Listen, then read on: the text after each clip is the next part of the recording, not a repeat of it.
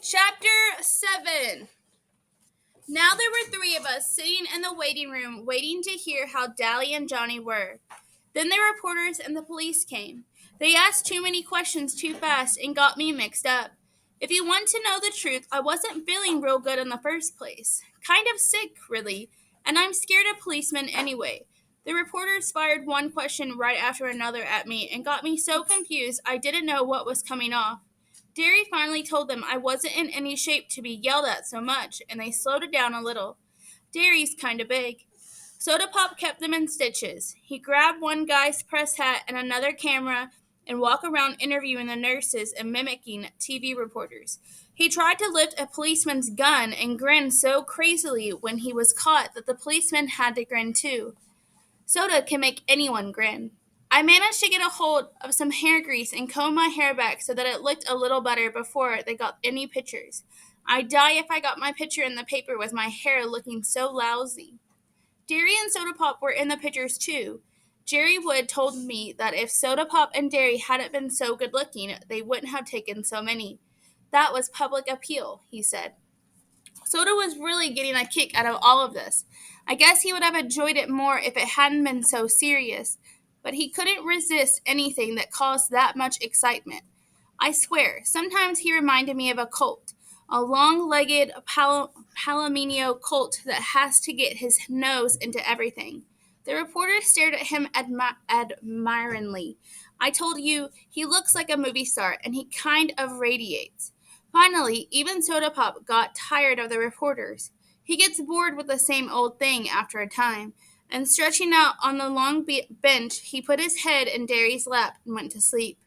I guess both of them were tired. It was late at night, and I knew they hadn't had much sleep during the week. Even while I was answering questions, I remembered that it had been only a few hours since I was sleeping off a smoke in the corner of the church. Already it was an unreal dream, and yet at the time I couldn't have imagined any other world. Finally, the reporters started to leave, along with the police. One of them turned and asked, "What would you do right now if you could do anything you wanted?" I looked at him tiredly. "Take a bath." They thought that was pretty funny, but I meant it. I felt lousy. The hospital got real quiet after they left. The only noise was the nurse's soft footsteps and Soda's light breathing. Derry looked down at him and grinned half-heartedly. "He didn't get much sleep this week," he said softly. "He'd hardly slept at all." Soda said drowsily. "You didn't either." The nurses wouldn't tell us anything about Johnny and Dally, so Derry got a hold of the doctor. The doctor told us that he would talk only to the family, but Derry finally got it through the guy's head that we were about as much family as Dally and Johnny had. Dally would be okay after 2 or 3 days in the hospital, he said. One arm was badly burned and would be scarred for the rest of his life, but he would have a full use of it in a couple of weeks. Dally will be okay, I thought. Dallas is always okay. He could take anything. It was Johnny I was worried about. He was in critical condition. His back had been broken when the piece of timber fell on him. He was in severe shock and suffering from third-degree burns. They were doing everything they could to ease the pain, although since his back was broken, he couldn't even feel the burns below his waist. He kept calling for Dallas and Ponyboy. If he lived, please no, I thought, please not if. The blood was draining from my face, and Derry put an arm across my shoulder and squeezed hard. Even if he lived, he'd be crippled for the rest of his life. "You wanted it straight, and you got it straight," the doctor said. "Now go home and get some rest." I was trembling. A pain was growing in my throat, and I wanted to cry, but greasers don't cry in front of strangers. Some of us never cry at all, like Dally and Two-Bit and Tim Shepard. They forgot how at an early age. Johnny crippled for life? I'm dreaming, I thought in panic. I'm dreaming. I'll wake up at home or in the church, and everything will be like it used to be. But I didn't believe myself. Even if Johnny did live, he'd be crippled and never play football or help us out in a rumble again. He'd have to stay in that house he hated, where he wasn't wanted, and things could never be like they used to be. I didn't trust myself to speak. If I said one word, the hard knot in my throat would swell, and I'd be crying in spite of myself. I took a deep breath and kept my mouth shut. Soda was awake by then, and although he looked stony-faced, as if he hadn't heard a word the doctor had said, His eyes were bleak and stunned. Serious reality has a hard time coming through to Soda, but when it does, it hits him hard. He looked like I felt when I had seen that black-haired Soch lying doubled up and still in the moonlight. Derry was rubbing the back of my head softly. "We'd better go home. We can't do anything here." In our Ford, I was suddenly overcome by sleepiness. I leaned back and closed my eyes, and we were home before I knew it. Soda was shaking me gently. "Hey, pony boy, wake up. You still got to get to the house." I said sleepily and lay down in the seat. I couldn't have gotten up to save my life. I could hear Soda and Derry, but as if from a great distance. "Oh, come on, pony boy," Soda pleaded, shaking me a little harder. "We're sleepy too." I guess Derry was tired of fooling around because he picked me up and carried me in. "He's getting mighty big to be carried," Soda said. I wanted to tell him to shut up and to let me sleep, but I only yawned. "He sure lost a lot of weight," Derry said. I thought sleepily that I should at least pull off my shoes, but I didn't. I went to sleep the minute Derry tossed me on the bed. I'd forgotten how soft a bed really was. I was the first one up in the next morning. Soda must have pulled my shoes and shirt off for me. I was still wearing my jeans. He must have been too sleepy to undress himself, though. He lay stretched out beside me, fully clothed. I wiggled out from under his arm and pulled the blanket up over him, then went to take a shower. Asleep, he looked a lot younger than going on 17, but I had noticed that Johnny looked younger when he was asleep, too. So I figured everyone did. Maybe people are younger when they are asleep. After my shower, I put on some clean clothes and spent 5 minutes or so hunting for a hint of a beard on my face and mourning over my hair. That bum haircut made my ears stick out. Derry was still asleep when I went to the kitchen to fix breakfast. The first one up has to fix breakfast and the other two do the dishes. That's the rule around our house. And usually it's Derry who fixes breakfast and me and Soda who are left with the dishes. I hunted through the icebox and found some eggs. We all like our eggs done differently. I like them hard, Derry likes them in bacon and tomato sandwich, and Soda Pop eats his with grape jelly. All three of us liked chocolate cake for breakfast. Mom had never allowed it with ham and eggs, but Derry let Soda and me talk him into it. We really didn't have to twist his arm. Derry loves chocolate cake as much as we do.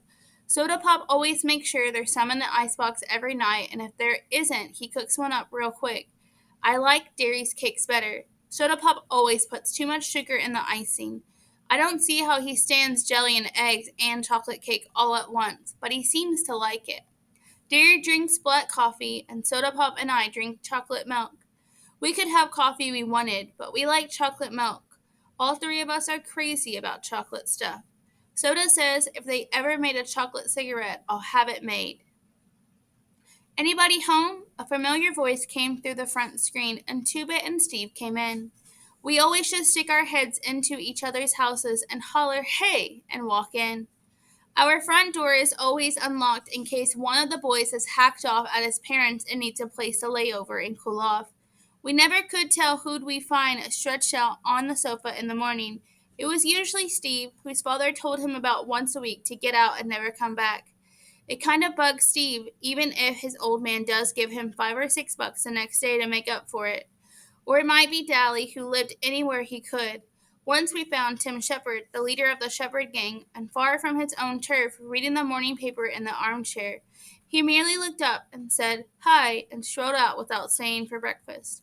Two-Bit's mother warned us about burglars, but Derry, flexing his muscles so that they bulged like oversized baseballs, drawled that he wasn't afraid of any burglars, and that we really didn't have anything worth taking. He'd risk a robbery, he said, if it meant keeping one of the boys from blowing up and robbing a gas station or something. So the door was never locked. "In here," I yelled, forgetting that Derry and Soda Pop were still asleep. "Don't slam the door." They slammed the door, of course, and Two-Bit came running into the kitchen. He caught me by the upper arms and swung me around, ignoring the fact that I had 2 uncooked eggs in my hand. "Hey, pony boy," he cried gleefully. "Long time no see." You'd have thought it had been 5 years instead of 5 days since I'd seen him last, but I didn't mind. I like old Two-Bit. He's a good buddy to have.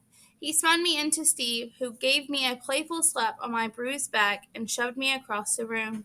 One of the eggs went flying. It landed on the clock, and I tightened my grip on the other one so that it crushed and ran all over my hand.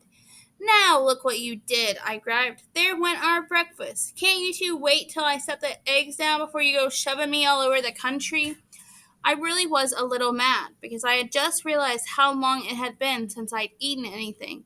The last thing I'd eaten was a hot fudge sundae at the Dairy Queen in Windricksville, and I was hungry. Two-Bit was walking in a slow circle around me, and I sighed because I knew what was coming. Man, dig Baldy over here. Big man, dig Baldy over here.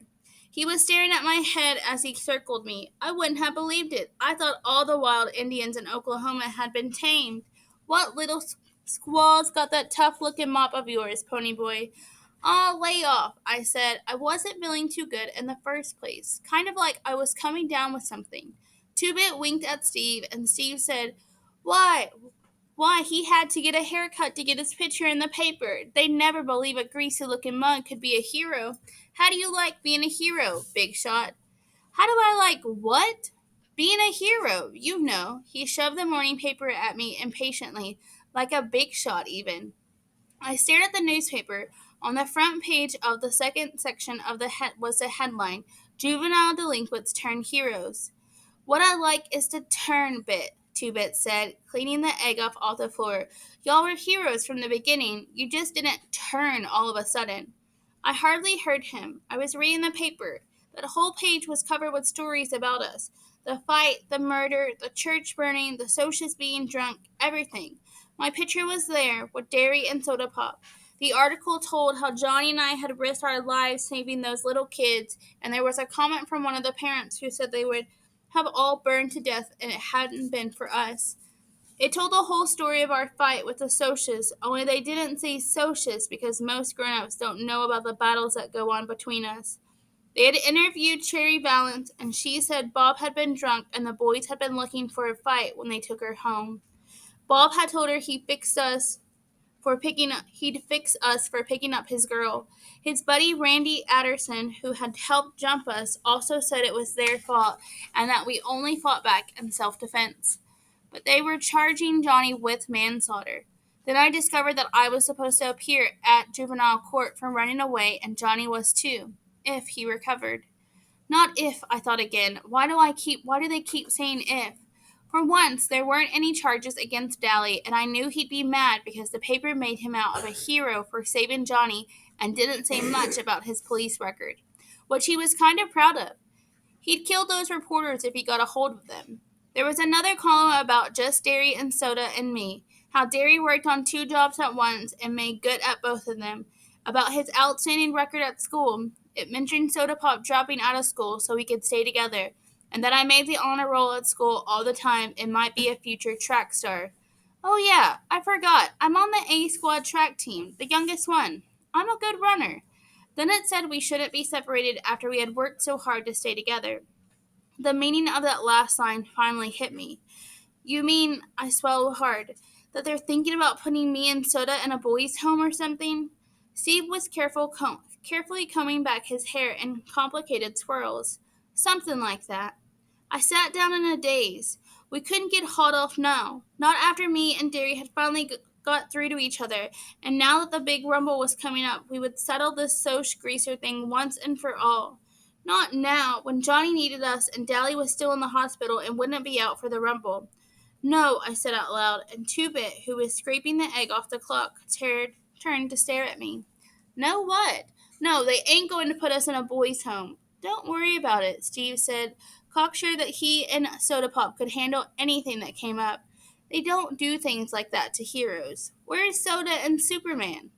That was as far as he got, because Derry, shaved and dressed, came in behind Steve and lifted him up off the floor, then dropped him.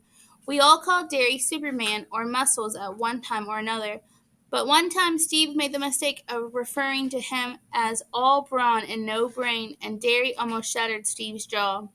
Steve didn't call him that again, but Derry never forgave him. Derry has never really gotten over not going to college. That was the only time I've ever seen Soda mad at Steve, although Soda attaches no importance to education. School bored him. No action. Soda came running in. Where's that blue shirt I washed yesterday? He took a swig of chocolate milk out of the container.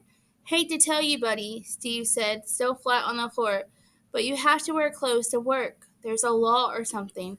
Oh, yeah, Soda said. Where are those wheat jeans, too? I ironed. They're in my closet, Derry said. Hurry up, you're going to be late. Soda ran back, muttering, I'm hurrying, I'm hurrying. Steve followed him, and in a second, there was a general racket of a pillow fight. I absent-mindedly watched Derry as he searched the icebox for chocolate cake. Derry, I said suddenly, did you know about the juvenile court? Without turning to look at me, he said evenly, yeah, the cops told me last night. I knew then that he realized we might get separated. I didn't want to worry him any more, but I said, I had one of those dreams last night, the one I can't ever remember. Derry spun around to face me, genuine fear on his face. What? I had a nightmare the night of Mom and Dad's funeral. I had nightmares and wild dreams every once in a while when I was little, but nothing like this one. I woke up screaming bloody murder, and I never could remember what it was that had scared me. It scared Soda Pop and Derry almost as bad as it scared me. For the night after night, for weeks on end, I would dream this dream and wake up in a cold sweat or screaming, and I never could remember exactly what happened in it. Soda began sleeping with me, and it stopped recurring so often, but it happened often enough for Derry to take me to a doctor. The doctor said I had too much imagination. He had a simple cure. 2. Study harder, read more, draw more, play football, and more. After a hard game of football and 4 or 5 hours of reading, I was too exhausted, mentally and physically, to dream anything. But Derry never got over it, and every once in a while he would ask me if I ever dreamed any more. Was it very bad? Two-bit question. He knew the whole story, and having never dreamed about anything but blondes, he was interested. No, I lied. I had awakened in a cold sweat and shivering, but Soda was dead to the world. I had just wiggled closer to him and stayed awake for a couple of hours, trembling under his arm. That dream always scared the heck out of me. Derry started to say something, but before he could begin, Soda Pop and Steve came in. You know what? Soda Pop said to no one in particular. When we stomp the So She's Good, me and CB here are gonna throw a big party and everybody can get stoned. Then we'll go chase the Socias clear to Mexico. We're gonna get that dough, little man. Derry had found the cake and was handing out pieces. I'll think of something, Soda Pop assured him between bites. You going to take Sandy to the party? I asked, just to be saying something. Instant silence. I looked around. What's the deal? Soda Pop was staring at his feet, but his ears were reddening. No, she went to live with her grandmother in Florida. How come? Look, Steve said, surprisingly angry. Does he have to draw you a picture? It was either that or get married, and her parents almost hit the roof at the idea of her marrying a 16-year-old kid. 17, Soda said softly. I'll be 17 in a couple of weeks. Oh, I said, embarrassed. Soda was no innocent. I had been in one of the bull sessions, and his bragging was as loud as anyone's, but never about Sandy. Not ever about Sandy. I remembered how her blue eyes had glowed when she looked at him, and I was sorry for her. There was a heavy silence. Then Derry said, We better get on to work, Pepsi Cola. Derry rarely called Soda by Dad's pet name for him, but he did so then because he knew how miserable Soda Pop was about Sandy. I hate to leave you here by yourself, Pony Boy, Derry said slowly. Maybe I ought to take the day off. I've stayed by my lonesome before. You can't afford a day off. Yeah, but you just got back, and I really ought to stay. I'll babysit him, Two-Bit said, ducking as I took a swing at him. I haven't got anything better to do. Why don't you get a job? Steve said. Ever consider working for a living? Work? Two-Bit was aghast. And ruin my rep? I wouldn't be babysitting the kid here if I knew of some good day nursery open on Saturdays. I pulled his chair over backward and jumped on him, but he had me down in a second. I was kind of short on wind. I've got to cut out smoking or I won't make track next year. Holler, Uncle. Nope, I said, struggling, but I didn't have my usual strength. Derry was pulling on his jacket. You two do up the dishes. You can go to the movies if you want to before you go see Dally and Johnny.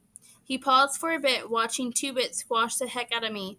Two-Bit, lay off. He ain't looking so good. Pony Boy, You take a couple of aspirins and go easy. You smoke more than a pack today and I'll skin you. Understood?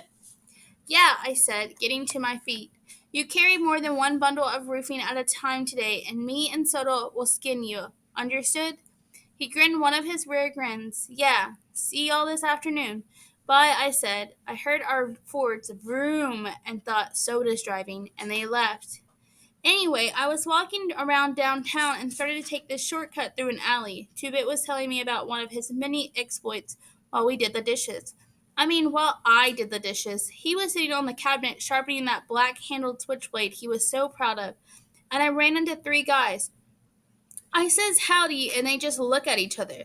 Then one says, we would jump you, but since you're as slick as us, we figure you don't have nothing worth taking. I says, buddy, that's the truth, and went right on. Moral, what's the safest thing to be when one is met by a gang of social outcasts in an alley? A judo expert, I suggested. No, another social outcast. Two-Bit yelped and nearly fell off the cabinet from laughing so hard. I had to grin too. He saw things straight and made them into something funny.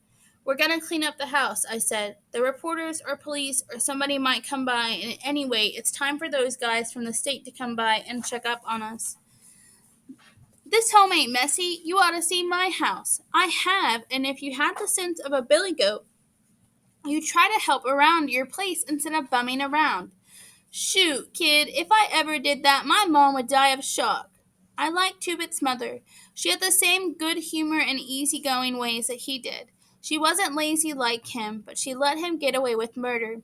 I don't know, though. It's just about impossible to get mad at him.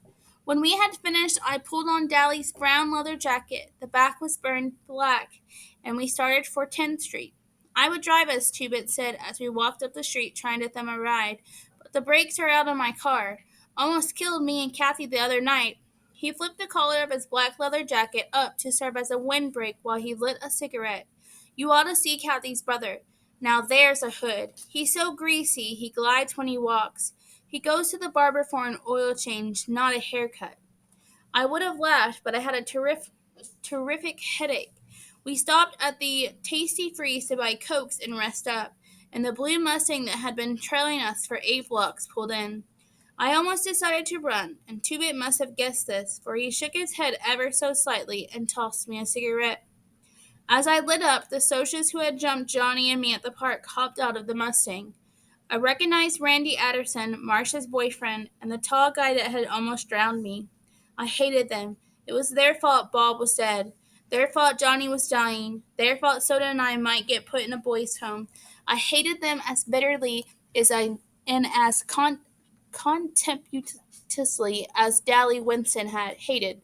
Two-Bit put an elbow on my shoulder and leaned against me, dragging on his cigarette. You know the rules. No jazz before the rumble, he said to the Socias. We know, Randy said. He looked at me. Come here. I want to talk to you. I glanced at Two-Bit. He shrugged. I followed Randy over to his car, out of the earshot of the rest. We sat there in his car for a second. Silent. Golly, that was the toughest car I'd ever been in. I read about you in the paper, Randy said finally. How come? I don't know. Maybe I felt like playing hero. I wouldn't have. I would have let those kids burn to death. You might not have. You might have done the same thing. Randy pulled out a cigarette and pressed in the car lighter. I don't know. I don't know anything anymore. I would have never have believed a greaser could pull something like that. Greaser didn't have anything to do with it. My buddy over there wouldn't have done it. Maybe you would have done the same thing. Maybe a friend of yours wouldn't have. It's the individual. I'm not going to show at the Rumble tonight, Randy said slowly. I took a good look at him. He was 17 or so, but he was already old, like Dallas was old. Cherry had said her friends were too cool to feel anything, and yet she could remember watching sunsets. Randy was supposed to be too cool to feel anything, and yet there was pain in his eyes. I'm sick of all of this, sick and tired. Bob was a good guy. He was the best buddy a guy ever had. He was a real good fighter and tough and everything, but he was a real person, too. You dig? I nodded. He's dead. His mother has had a nervous breakdown. They spoiled him rotten. Most parents would be proud of a kid like that. Good looking and smart and everything. They gave in to him all the time. He kept trying to make someone say no, and they never did. They never did. That was what he wanted, for somebody to tell him no, to have somebody lay down the law, set the limits, give him something solid to stand on. That's what we all want, really. One time, Randy tried to grin, but I could tell he was close to tears. One time he came home drunker than anything. He thought sure they were going to raise the roof. You know what they did? They thought it was something they'd done.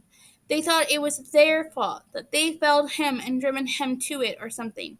They took all the blame and didn't do anything to him. If his old man had just belted him, just once, he might still be alive. I don't know why I'm telling you this. I couldn't tell anyone else. My friends, they think I was off my rocker or turning soft. Maybe I am. I just know that I'm sick of this whole mess.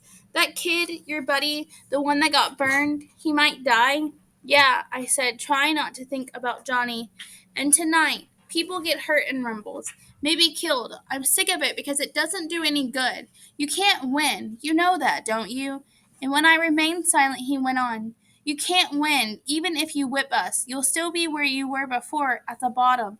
And we'll still be the lucky ones with all the breaks, so it doesn't do any good, the fighting and the killing. It doesn't prove a thing. Well, forget it if you win or if you don't. Greasers will still be greasers, and socias will still be socias. Sometimes I think it's the ones in the middle that are really the lucky stiffs. He took a deep breath. So I'd fight if I thought it'd do any good.